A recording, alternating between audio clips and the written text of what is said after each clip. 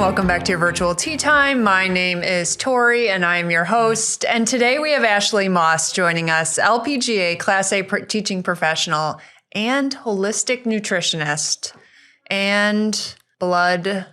You got it. Microscopist. Microscopist. Oh my I didn't goodness. choose that term. That's just what it is. Well, and Ashley walked in and I'm reading it. I'm like, is it microscopist? And she's like, no. Close. Nice try. Close, but yeah, exactly. Nice try. So Ashley, formerly Ashley Malaska. Correct. You have grown up in golf. Yes. You have lived, breathed everything in golf because of your dad, Mike. Yes. So tell us a little bit about growing up, becoming a teaching professional. It looks like you played in the golf circuit too. So tell us a little bit about golf in your life. Yeah. I mean, obviously, it's been a part of my life for before I even could remember it, right? I actually resisted playing golf as long as I possibly could. I grew up playing pretty much every other sport there was because for girls, sports are so social. Yeah. And when I was growing up, I didn't know any other girls that played golf. And so team sports were where it was at. Soccer, softball, I played a lot of. Even though the influence of golf was there, my dad was always and still is a big proponent of multi-sports, training your body to move. Yeah. That's the most important. And then you can relate that to basically any other movement pattern you're trying to accomplish. It wasn't until I was in high school and I was going to quit soccer to focus on playing softball because that's what I thought I was going to play in college. And the high school counselor was like, well, if you don't play a fall sport, you have to add another hour of academics, another hour of school to your day. I was like, well, I don't want to do that. So what other sports can I just play for fun while I'm still focusing on softball? And she's like, golf, volleyball, basketball. Well, I'm height challenged. So volleyball, basketball were out. So I went to my dad 2 days before the high school golf tryouts, my sophomore year of high school. I was like, all right, Dad, let's go. Here we go. The moment has come, Dad. It's I'm here. ready. It's what you've always dreamed of. I'm still waiting for my kids to come up to me and say the same thing. Well, don't give up hope. It may happen. But even at that point, I was still focused on softball. It wasn't until my senior year of high school, I decided, my dream has always been to play professional sports of some kind. Yeah. That sport has just always changed over the years. And I got to a point where softball, there's nothing beyond college. Yeah, and even if I didn't want to play professionally, there's not a lot you can do in the business world as a softball player. Yeah. Whereas I knew as a female golfer, that was going to open a lot more doors and bring a lot more opportunities. And of course, my very stubborn personality went to my dad. I was like, I think I'm interested in maybe playing golf in college, but I do not want to go to a college I don't want to say less than, but I want to go to a Division I. Yeah. That's where I'm going to go for softball. Yeah. So why would I not want to go there for golf? And he kind of looked at me and goes, okay, do you understand what you're in for a Division I level? Let's go. Let's do it. Whatever I need to do. And I reached out to actually a mutual friend of ours, Shelly Haywood, who was the assistant coach down at U of A at the time. And they recruited me and gave me an opportunity to play down there. And it was incredible. Opportunity. Incredible. Yes. I mean, they're one of the top 20 schools consistently in the country. And it was an eye-opening experience, to say the least, because I saw my teammates were the type of girls that were going to be playing professional golf. So even though I was nowhere near as talented, my game, my scores were nowhere near where they needed to be at that time, I was practicing with these girls. I was working out with these girls. I was getting to compete in qualifiers with these girls. So it really showed me, if I want to play professional golf, this is where my game needs to be. So it was an incredible opportunity to be there and be a part of a program like that. And then I did turn professional right after college, attempted to play, but realized that I just didn't love golf at that level. Yeah. It just was not for me. Well, what's interesting is I just played with Hannah Gregg. She is a professional player. She's playing on the European Tour this year. And I played with her yesterday. And I said, you know what? What's most inspirational, most impressive about women or even men, it really doesn't matter, who are pursuing professional golf is their drive to go out there every single day and just practice and work on their game for endless hours. Yeah. Okay. I mean, I love golf. It has brought a lot to my life. Do I want to go out there and practice for more than an hour? Absolutely fucking not.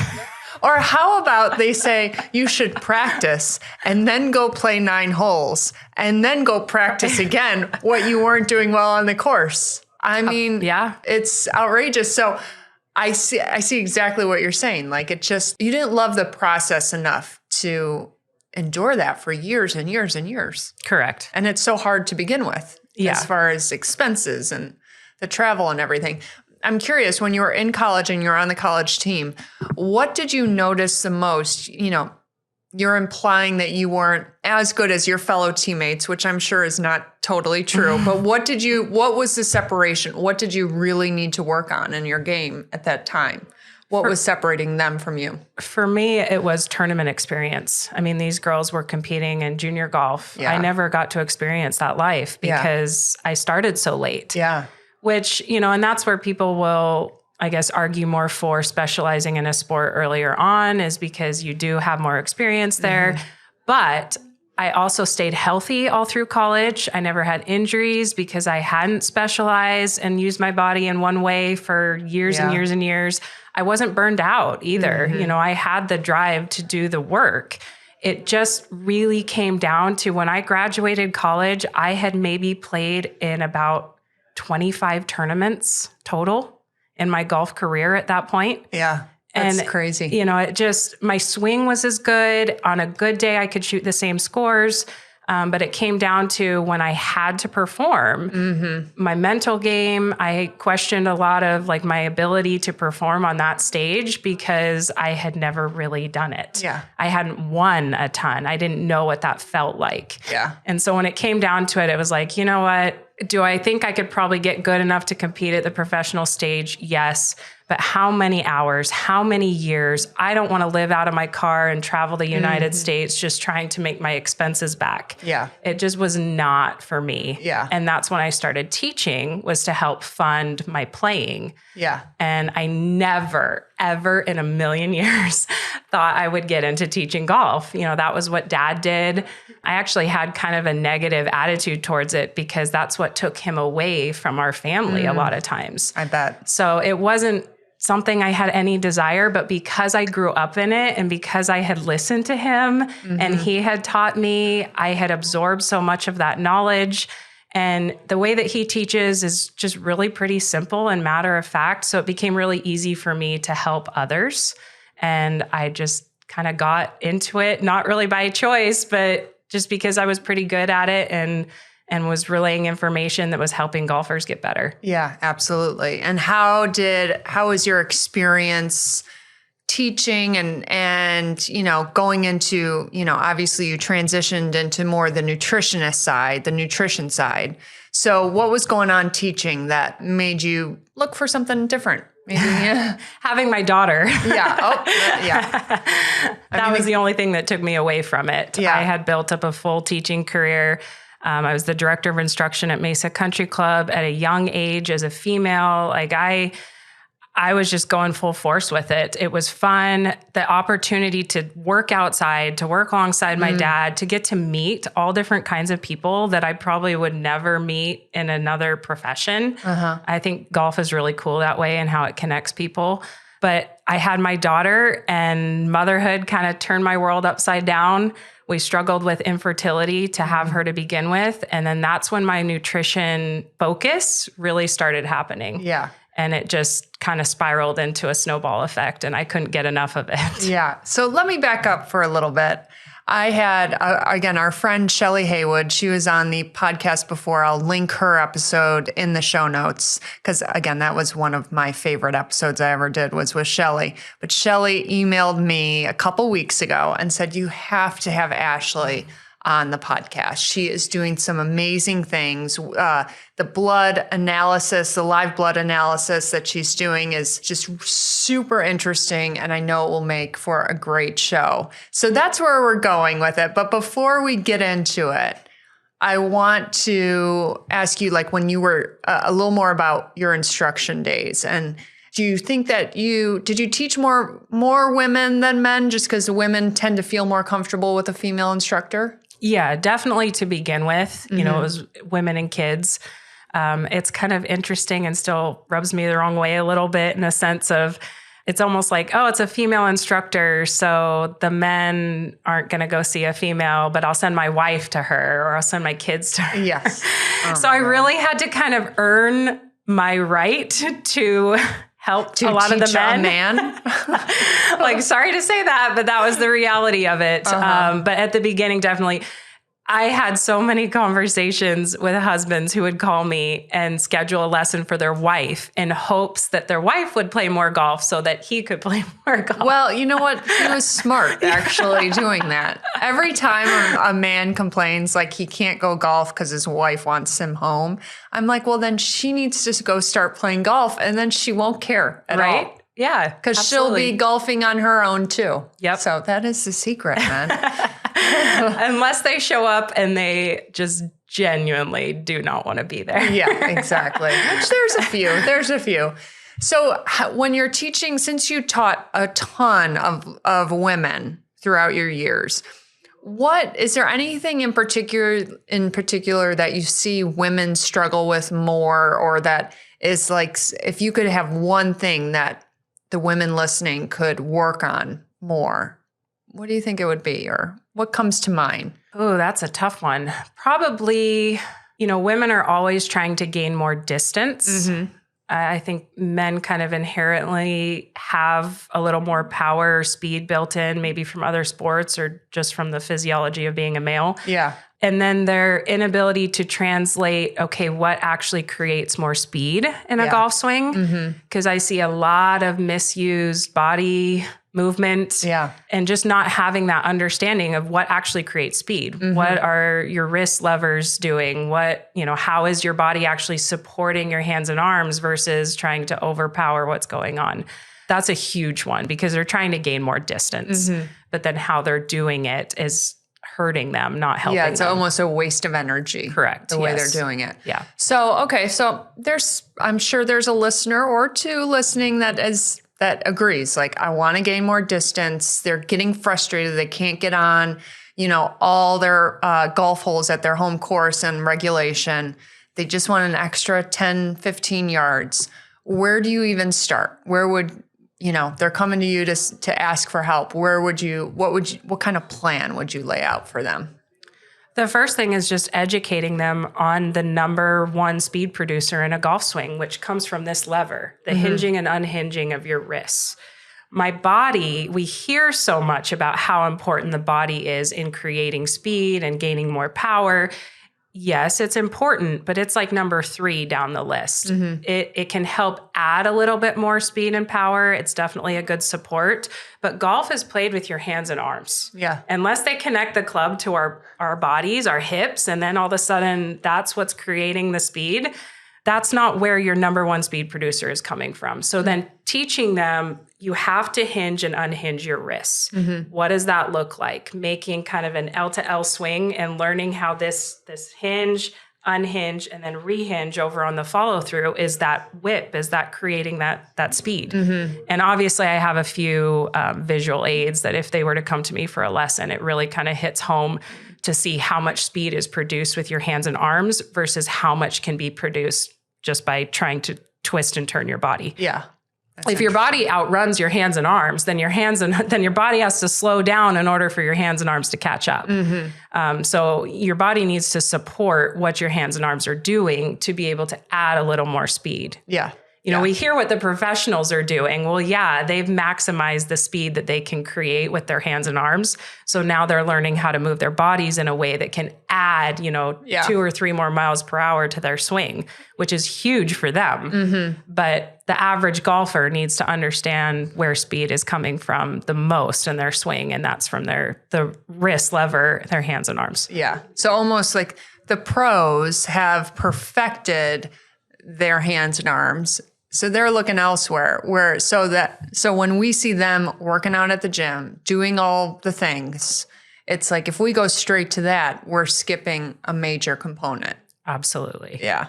They're like a dysfunctional model for the average golfer to try and follow because they're competing at a level. Louder. Yeah, seriously, which going off of that real quick too, tension, women, that just kind of hit me and reminded me, women are so much more tense than men are most of the time. And I feel like it comes down to this like wanting to control what's going on. So I used to have a saying that I'd say all the time, like to gain more control, you have to let go of control. You have to relax. You have to let go of the tension. Tension slows us down. It does not speed us up. So if you want your hands and arms to move faster, if you want your body to move faster, you can't be locked up. You can't be tensed. Yeah. So that's why a lot of times people are like, oh, I play so much better after I have a few drinks. Well, yeah, you're more relaxed. You're loose, baby. Yeah, absolutely. Isn't that funny how you've, from your experience, you have noticed that women were just we're a little more tense. Trying to control more aspects of the golf game. Yeah. Men are just out there trying to hit it as far as they can. The women are like, I want to control where this goes. Well, I want to do better. Yeah, pretty much. Okay, so let's talk about your transition into more nutrition. So how did that happen? You had your daughter, you were probably home a little bit more, I take it, and you were just kind of looking, well, you said the infertility. Yes. Okay, so tell us about that. Yeah, so I'll back up just a little bit. When I was playing professional golf, even though I've grown up as an athlete and college, physical fitness, being in the gym, became more prominent, I guess. Nutrition, interesting enough, really wasn't like a huge deal. You're a kid. You're working out a ton. You just kind of can eat whatever you want, right? Exactly. Because a lot of times nutrition is getting put into the same aspect as like weight. So if you're overweight, okay, now we need to focus on nutrition. If you're not overweight, then maybe it's not that big of a deal. And that's an interesting way of saying it. And it still is. Yeah, absolutely. Yeah. And so it never really was at the forefront of my mind until I turned professional as a golfer. And as a professional athlete, you are trying to get any edge you can, wherever you can, to be better than your opponent, right? So being in Arizona in the golf industry, I was introduced to a gentleman named Randy Grant, and he owns a business called Divine Nature. He works with a ton of the PGA Tour players, LPGA Tour players, their caddies, their families, on doing this live blood analysis and then their supplements. He's a biochemist and formulates all his supplements. So they're nothing synthetic. They're whole food, plant-based. There's nothing that is made in a lab in his supplements, which is a big deal. And I started learning how important all this was as I was playing professional golf. So as soon as I went in and had him do an analysis on me, it was fascinating, like just fascinating to me. I've always been really into medicine and science. Those have always been an area of interest for me. And when I saw him do this and then how it helped me and how it helped my nutrition to be able to focus on the things that I actually needed, I was all in. I was all in. Not, obviously just all in on myself to be able to get my nutrition where it needed to be and my supplementation. But then when we struggled with infertility, it became even more of an all-in thing. We were told we would never have a baby with how things sat, just by being medically reviewed. And that wasn't an answer I wanted to hear and was okay with. And so we really, both my husband and I, just took it on as we're going to clean up our food. We actually went completely plant-based for a long time. I'm not a proponent for everybody to do that, but for what we needed, that was a big deal. And then added in the needed supplementation required to be able to get our bodies to work how they should. And about 2.5 years later, we were able to get pregnant, and I have a beautiful 4-year-old now. Wow.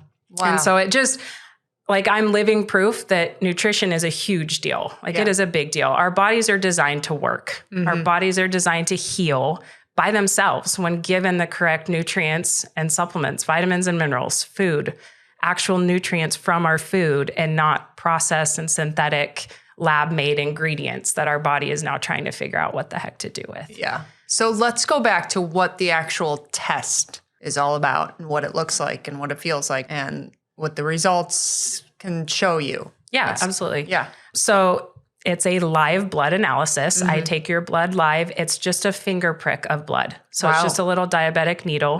There's actually 5 million blood cells in one little drop of blood like that. So we get enough of a sample to be able to put it on a slide, and I put it under a microscope, and it shows up on a TV screen so that you're able to see it right there. So it literally is pulled out of you, and we're looking at it right as it is alive. And the 5 areas that we are able to really see when we look at a blood sample like that, the 2 biggest are related to digestion, which is just such a huge deal. Your food and your supplements are only as good as you are digesting them. And that's where our entire country has just really struggled with all these synthetic ingredients in the foods that we're eating, is that our bodies are not digesting things properly. So when you hear like the hot topic word would be gut cleansing, gut health. Yeah, gut health. Yeah. So absolutely. That's what you're referring to, though. Yes, correct. Yeah. Your body's ability to take food from when you eat it down into your stomach and be able to digest it from there and then pass it out. Okay. And actually utilize the nutrients from the food that you're eating.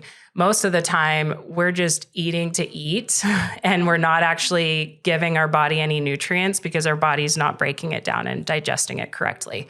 And then we have all kinds of issues going to the bathroom, and then we go to the doctor and say, well, this is happening. And then you get your symptom treated, which really doesn't fix the root cause of why that's happening. Exactly. And then we're putting more synthetic ingredients in with medications, and our body's having to try and filter that out and digest that. And it's just this awful cycle. Yeah.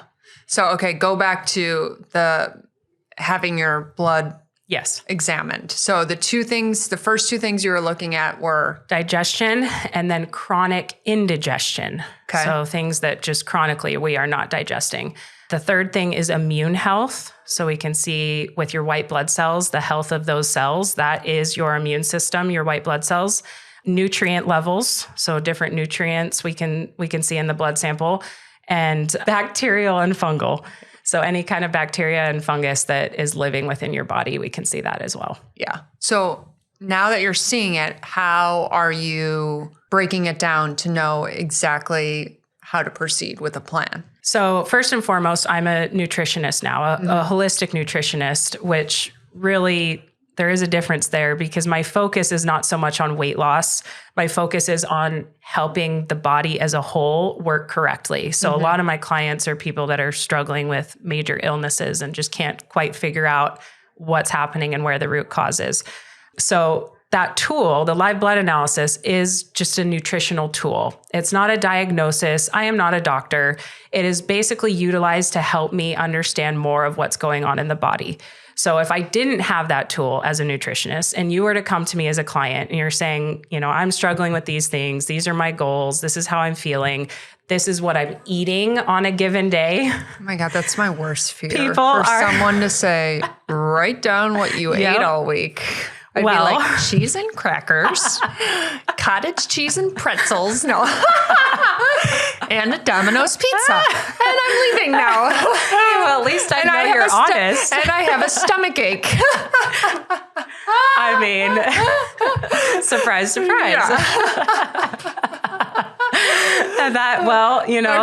Yeah, that's exactly it. But as a nutritionist, I have to know, what are you eating? Exactly. And most people are maybe not as honest, or it changes so much day to day, week to week, that they don't even really know what to write down. And so they can kind of give me on paper what's going on, which can give me an idea. But then having that blood analysis, your blood doesn't lie. Yeah. So seeing protein indigestion, seeing fat sugar indigestion, seeing, parasites, bacteria floating around because you just traveled out of the country and came back and you're struggling with digestion and you've got a lot of bacteria going on or a lot of yeast buildup. So it just really kind of backs up and is used as a nutritional tool to then help me say, these are the foods you need to focus on. This is what's happening with your digestion. You're not breaking down protein. Somebody told you that, you have to just consume protein, which as an athlete, goodness, I heard that so much growing up. And I was never educated that plants have protein. So it was always animal protein. Well, that's all fine and well if your body is digesting it. Yeah. If you're not digesting it, then all it's doing is causing chronic indigestion. It's causing inflammation.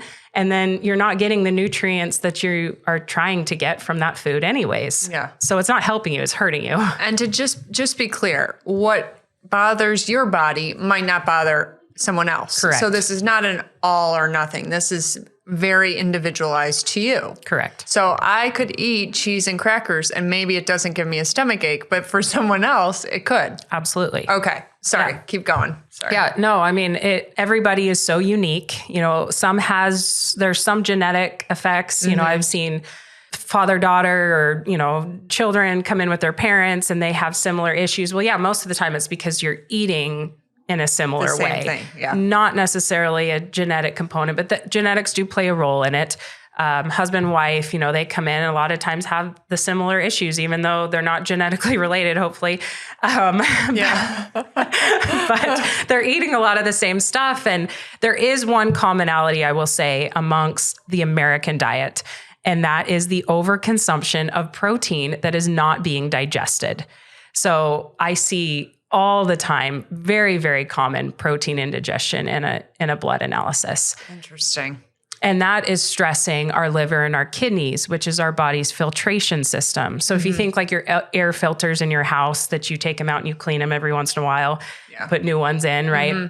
That's what our liver and our kidneys are doing when we put anything into our body that has to be filtered out. Yeah. And our liver prioritizes breaking down proteins because proteins are incredibly important. Every ounce of our human body requires proteins to exist. So it prioritizes breaking down proteins. So we're seeing a lot of protein indigestion in addition to massively stressed liver and kidneys. They're not doing their job. They're not filtering stuff out. So then it's circulating around in our blood and it's accumulating in places it shouldn't be accumulating. Yeah. How can we relate? Obviously, this can be related to all of us as humans, but how does this testing, the live blood analysis, help as a golfer? How can this help us on the golf course or as an athlete as a whole? Yeah, absolutely. Well, first and foremost is just making sure that what we are eating, what we're consuming, our hydration levels are actually benefiting us. Yeah. So, you can talk all day long about the appropriate nutrition required for golfers or what we should be eating on the golf course. But again, that comes down to, okay, are we actually digesting it? Because what you're eating may not be the best for what your playing partner is eating, just based on how your body's actually working through it and digesting it. So seeing an analysis, you can see not only how you're breaking down your foods and then what foods to focus on, but then you can also see hydration levels as well. See, where you're at with your hydration, because that's such an important part as an athlete. Yeah. And then where your nutrient levels are at too. So where your iron levels are at, where your B vitamin levels are at. And those are all critical components in being able to perform on the golf course, especially for a long period of time like golf is. Yeah. So what are some signs that we can notice that we are not digesting certain foods well, or that it's like, okay, wait, I need to get this analysis? Or what are some signs that we're not digesting food well, certain food well? Yeah, a big one is how you feel after you eat. A lot of bloating, gassiness, constipation. Yeah. Issues, or the opposite, issues with being able to pass your food is a huge, that's like your number one sign that you're not breaking food down well. If you are really constipated or it's drastically the opposite, your gut health is struggling. There's something going on there. Wait, what do you mean drastically the opposite? Like you can't stop? Pretty much, yes. Okay. Very runny. And we know that's a problem. Did you know we were going there today? We were going to talk about I didn't, but bring it on. But so we know when that's a problem, meaning like, because that's extremely, it's a problem. It's there. It's here. You're in the bathroom. But when you're constipated, I've heard people that go like days without going to the bathroom. Yes. Is that in any case normal? No. Okay. So there's no, if you're not going to the bathroom or you're only going to the bathroom every 3 to 5 days, or even I've heard horror stories of longer, like that's never normal. No. Something is going on. You need to get it checked out. Yes, something with your digestion is happening. You should, in a perfect ideal world, after you eat, you should pass something every time you eat. What? Yeah. Well, that is overachieving. But at least once a day. Okay, if once a day is fine. If it's not once a day, then we need to be getting more serious about what we're eating and what's going on with our gut health. Absolutely. Oh my God, how many listeners? I'm like, I'm just going to come out. I'm going to be honest. I'm a once a day gal. Okay. Sometimes it's more, but that is very, very rare. So, I mean, who's listening right now that's like, oh, thinking about like, okay, what's my numbers? Like, I mean, after every meal, is that someone out there doing that? Do you do that? Ashley, be honest. Not every meal. No, but at least once or twice a day. Yes. Fantastic. And it hasn't always been that way though. Yeah. I really had to get focused on, I found out through this blood analysis that I just have a really hard time breaking down proteins. Mm-hmm. And it really didn't matter. I mean, plant proteins are easier for me to break down, but animal proteins, I can't even go there without giving my body some help through digestive enzymes or making sure I'm eating raw foods with my protein meal that have naturally occurring enzymes to help break down that food. Yeah. And when you say animal proteins, that's obviously the meat, dairy, eggs. Correct. Yeah. Anything else that I'm fish missing? as well. And fish. Fish is the easiest of the animal proteins to break down. Okay. So that's why a lot of people just do fish and not meat. Okay. Interesting. Okay. So you brought, now this would be, as you know, we have this podcast, on the podcast platform that you're listening to, but we also do it on YouTube because there are certain episodes that we have demonstrations. So Ashley brought some things for us to look at. So, you can still listen on the podcast. That's, you'll get the idea, but you might want to go tune over to YouTube. So what did you bring for us? Okay, well, first I will show you my fast food options I have. So I just brought up enzymes, digestive enzymes. So let me just state real quick here. Digestive enzymes are naturally occurring in whole foods. So a banana, an apple, if you buy it from the grocery store and you bring it home and it sits on the counter for a few days, what's going to happen to it? It will go bad. Yeah, it's going to turn brown. It's going to start to shrivel up. That's because it has naturally occurring digestive enzymes in that food to help break it down. So when you eat a banana, you eat an apple, then your body doesn't necessarily have to provide digestive enzymes to break that down. Because they already have them. It's already in that food. And that's when you also said just a couple minutes ago where you said, when I eat meat, I need to have something else with it to help that have digestive enzymes in it. Correct. And those just help break it down in your intestines? Yes. Yeah. Okay. Yeah. Starting actually even in your tongue, in your mouth, and then moving through your stomach and down into your intestinal tract.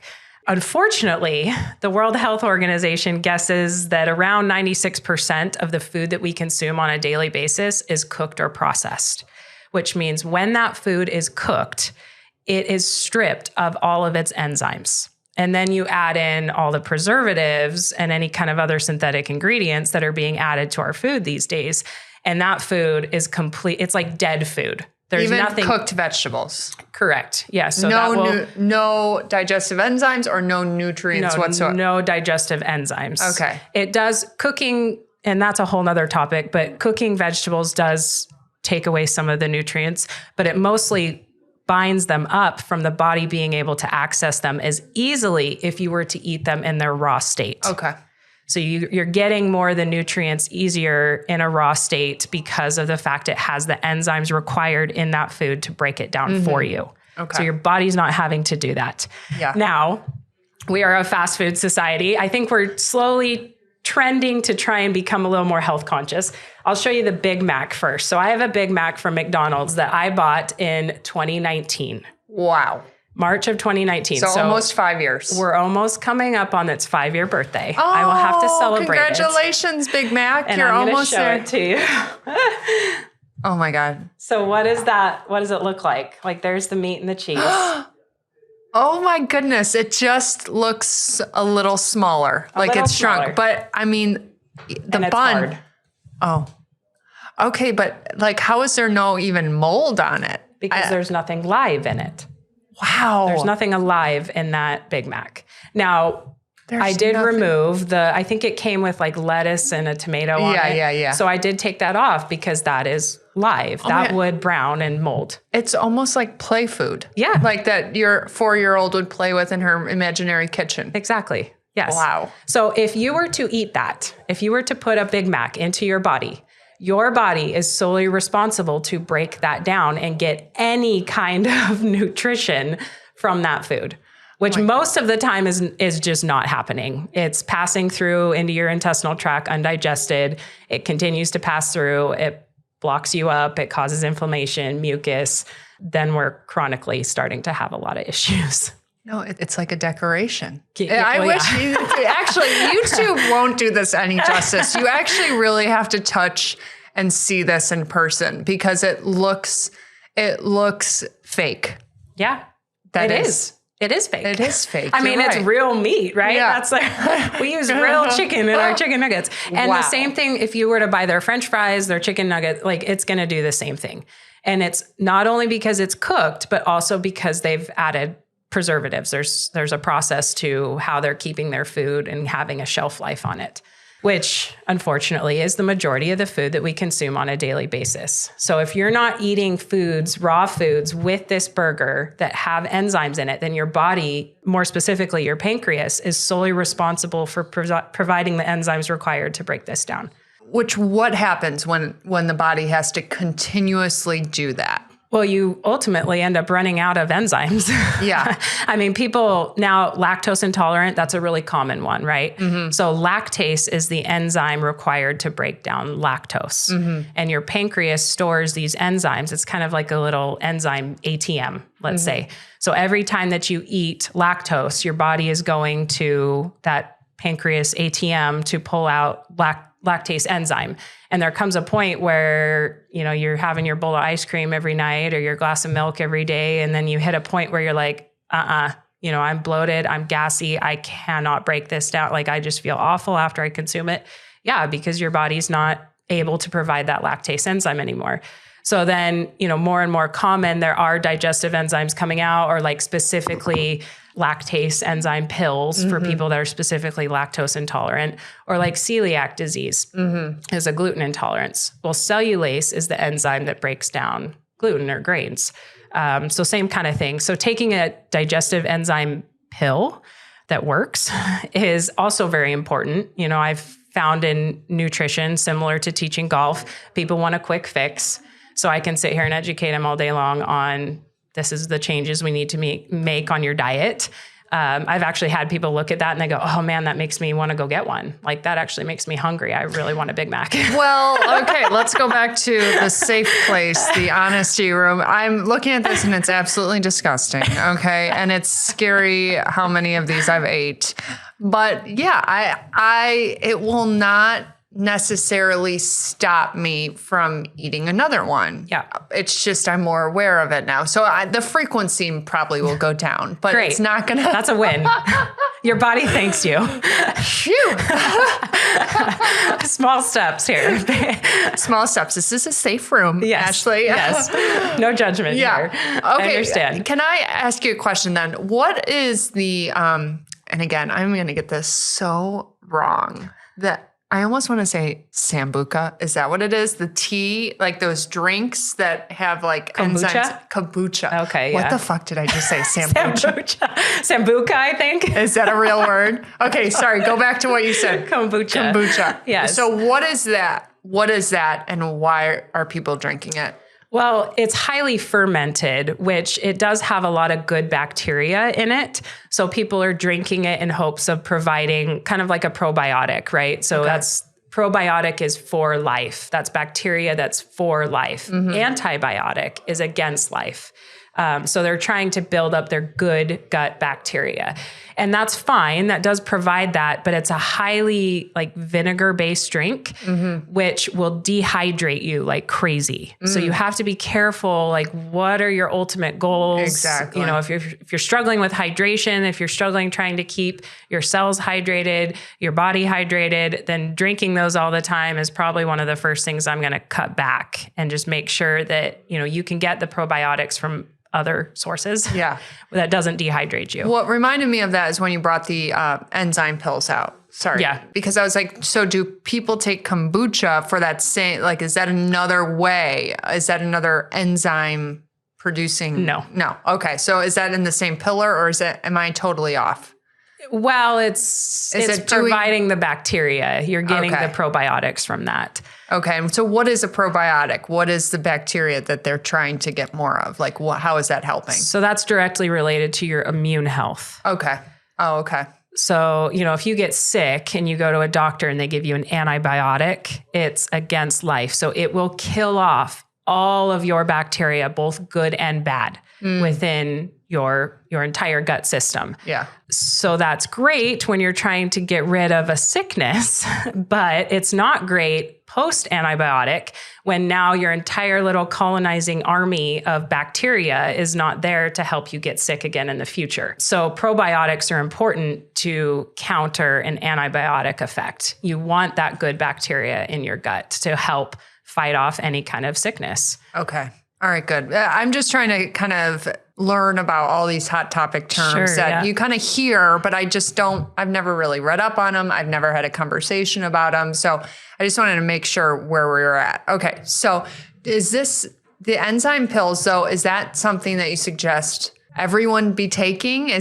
Or is it just for people that really need it? I mean, yeah, especially this one. Now you have to be careful with supplements. They're not regulated at all. There's hundreds of thousands of them. I mean, it's crazy. You walk into a health food store and you're just like, inundated. Where do I go? What do I do? It's crazy. I mean, I don't even know how many different digestive enzyme pills on the market. So the quality of the pills that you're taking is very important. That's why I said these specifically are what I sell, are what I take personally. I have taken them before I sold them because I believe in them that much.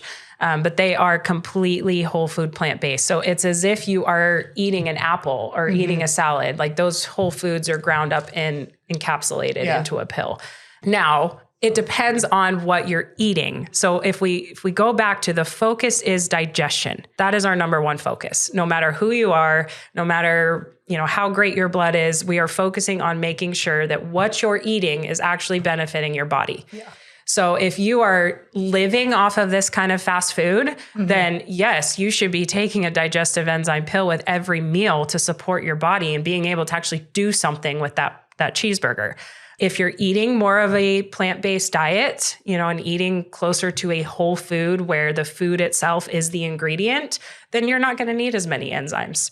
It just kind of depends on where you're at, what your diet looks like. I kind of mix things up. I like my treats. I like my processed foods. So when I have them, I just make sure that I'm supporting my body in a way that can actually do something with it. So I'm not just, a minute taste or a few seconds taste to then ruin my body for potentially months or years or however long it will then sit in there for. Exactly. Okay, so you have a couple other... Yeah. So here's Chick-fil-A. A lot of people kind of think Chick-fil-A is a healthier option, right? It's marketed, especially to moms, as like, oh, this is the healthier fast food option. So, I mean, same thing. When is this from? This I bought about a year later. So we're coming up on the fourth birthday of this. Wow, again. So this is probably hard. Same thing. Yeah. That's their chicken. Their bread is unbelievable. There's no mold. No. Nothing. And same thing with like Divine Nature. They have a breakfast sandwich from there. Same thing with the egg and the cheese and the biscuit. Same thing. It looks the same. There's no breaking because it's dead food. It's been cooked and processed and preserved. So there's just nothing in that food that's going to assist your body in breaking it down. Wow. That is quite something. So I can't even imagine how old these are. Well, yeah, totally. Goodness, I don't even know. It doesn't matter. Yeah. These things have shelf lives of whatever. So I have a couple of chocolate snack packs here. Don't worry, I'm not going to make you eat pudding. Them. Pudding. Chocolate pudding. Yes. Some of us might be past the snack pack stage of our family for a while. But let's talk about kids for a minute. I know. Exactly. Just because they're like little, when did we become in this mindset of like, oh, they're just a kid, they can just eat all this crap food? Well, yeah, they have enzymes, like they're fresh, right? Yeah. They're new. They have the enzymes to be able to break it down, but that's setting them up for lifelong issues later on. Yeah. And kids, I mean, they're growing, their brain is developing way faster, obviously, than an adult. So giving them junk food like this is going to harm them too. They don't gain weight, right? I mean, that's the big, that comes back to the measurement is like, but even then, you know, the childhood obesity rates are so high. Is there a trash? Yes. All right. So this first one, I'm going to have you take this spoon and give it a stir. Okay. So we have the snack pack now open. Yes. Okay. And you just want me to stir it normally. Just give it a stir. Okay. Tell me if you're noticing any change or what you're noticing as you're stirring that pudding. I mean, not much change. It's just looking a little fluffier. Yeah, the consistency is really pretty just staying the same. Yeah. I mean, there's a couple lighter spots in it, I guess. Am I supposed to notice those? But I mean, overall, it looks the same. So you could sit there and stir and stir and stir and stir, and it's not going to change really much of the consistency of it. Yeah. So this one, I opened another new one, and I am going to open up one of these digestive enzyme capsules, and I'm going to dump the powder contents into this pudding. Oh. Now I want you to take this one. Okay. So we have a brand new pudding with the enzyme powder in it. Mix that up and then tell us what you're experiencing as you mix that up. It won't take more than 15 seconds. Oh my God. It's becoming liquid. Oh, that's so gross. I mean, it's gross, but it's that's clearly what you want to happen. What would your body rather digest? Which one would you want your body to try and break down or try and digest? Oh my God, that was like a science experiment. Isn't that cool? Wow, that is gross. Like this one, I can dump freely into that trash can. Yeah, that one's going to stick. Yeah, just to clarify, the one that I think is gross is just because the enzymes literally turned it to liquid. Correct. And the one I was stirring before, I mean, there was no way that was becoming liquid. It's like a jello-y pudding. Yeah. Wow. So that's how an enzyme, that's a good like visual aid for you to see what a digestive enzyme does for your body when you consume a meal. Yeah. It's helping it break it down. It's turning it into something that your body can actually digest and get anything from it. Yeah.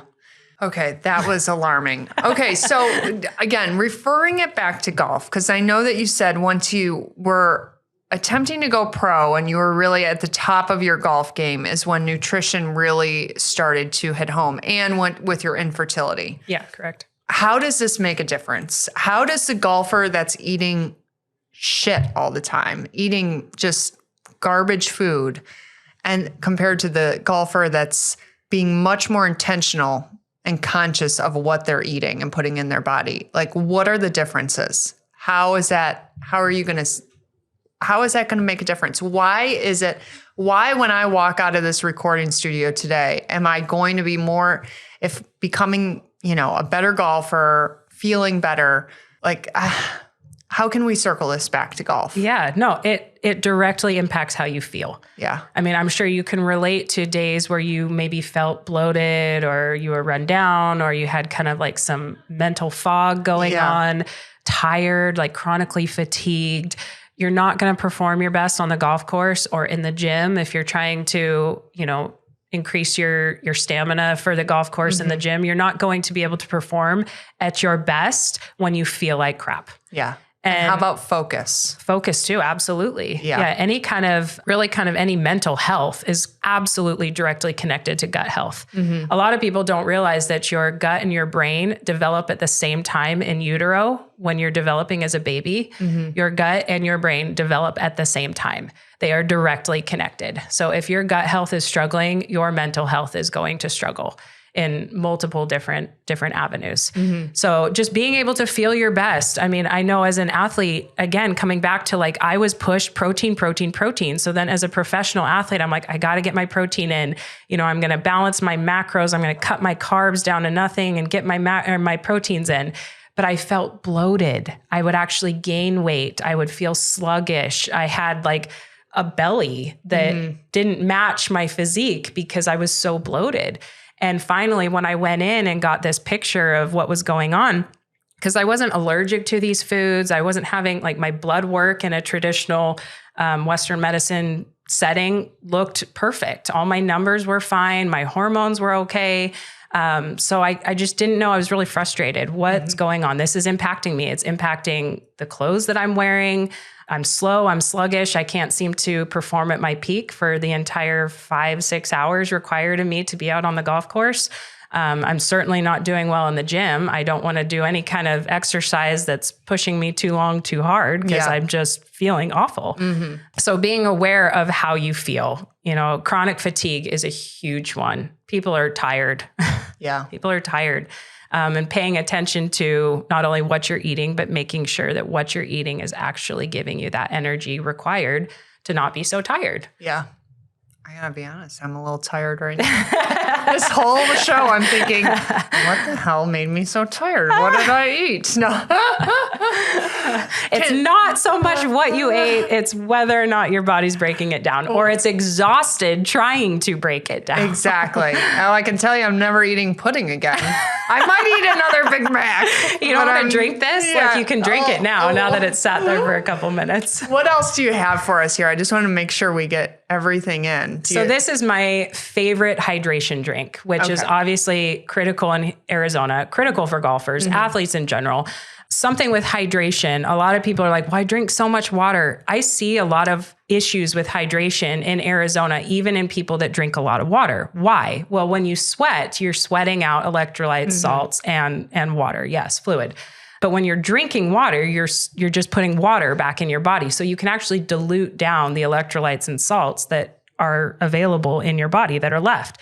It's really important that we replenish that source. So there are a lot of different hydration stick packs, obviously Gatorades, there's so much sugar in them. And that's something to be careful with. Some of the popular ones, I'm not going to name names, but some of the popular stick packs have like 14 grams of added sugar in one pack.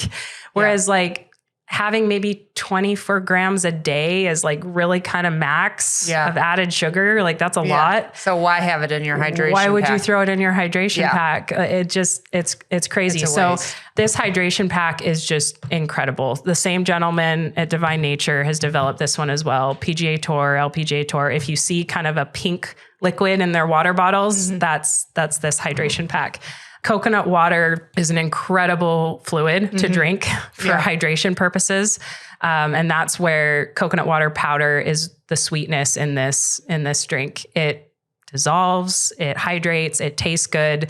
It's just by far the best. It's got vitamins, minerals that our bodies lack so much. And I brought that for you to try so that you can have them. Thank you. I do drink an electrolyte powder for almost every golf round. I'm actually trying to be much more intentional with it. Yeah, cool.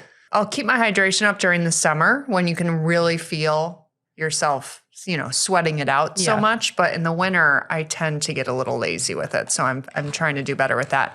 Okay, so not everyone that's listening lives in the Phoenix area or even just Arizona.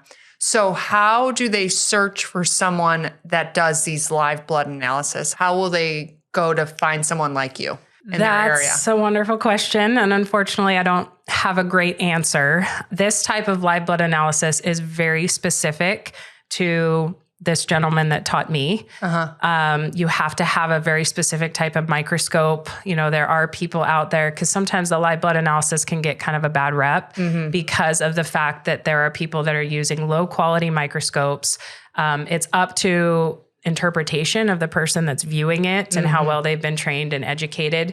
I not only have the training in the microscopy, but also in the nutrition side as well. So There's not that many of us to answer your question. There are a few around the country. So my best answer would be to reach out to me directly and I can connect you with somebody. All right, great. Well, then all that information will be in the show notes so they can contact you. Cool. I feel like I need to do this. Yes, please. I think that we should do it. Yeah. And then, maybe this even is like well, obviously this podcast is actually going to come out in early March, so we might not be able to get in there before then. Actually, I know for sure we won't be able to, but let's do it. And we'll maybe do a follow-up after. Maybe even do like a live, another podcast where you're giving me my results. You want to put yourself on blast like that? And I might write down what I ate in the last week.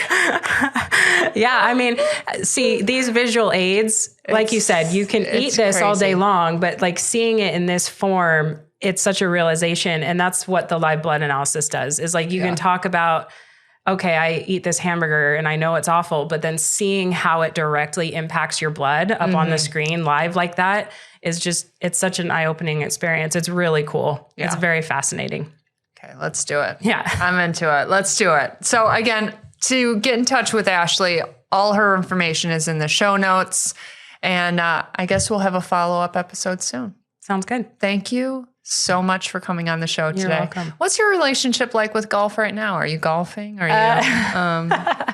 What's going on? I have a love-hate relationship with the game. Hello. Who can relate to that? Raise their hand. Yeah, I hit my burnout spot. And when I became a mom, like I said, my world just totally turned upside down and priorities change. And she's young still right now. I'm sure I'll get back into it, but not playing a whole lot. Yeah, and that's okay. Yeah, I wish I just had this conversation with Shelly Haywood about, as I am a professional still because of my Class A status with the teaching, with LPGA teaching organization, but I'm not a playing professional. Yeah. And I'm such a competitor that if I'm going to like practice and work at it, I want to be able to compete in something. Yeah. I don't have anything to play in as a professional. I'm not going to go compete against the mini tour girls. I'm not trying to play the LPGA anymore. You just want to go out there and I want to go play the club championship or whatever. Exactly. But it's an interesting topic in the field of golf. You're not willing to give it up. Not at this moment. Okay. No, because right now I'm not focused on my instruction, golf instruction. I am focused on the nutrition side, but you never know. I put in too many hours and too much work, and I still enjoy teaching. It just right now isn't in a place where I can chase after it. That is an interesting topic. Next time we get you on the podcast, which again, we'll do the live blood analysis. Let's talk more about that. Okay. Let's start that conversation. Yeah. All right. Sounds good. Cool. Thanks, Ashley. You're welcome. Thank you.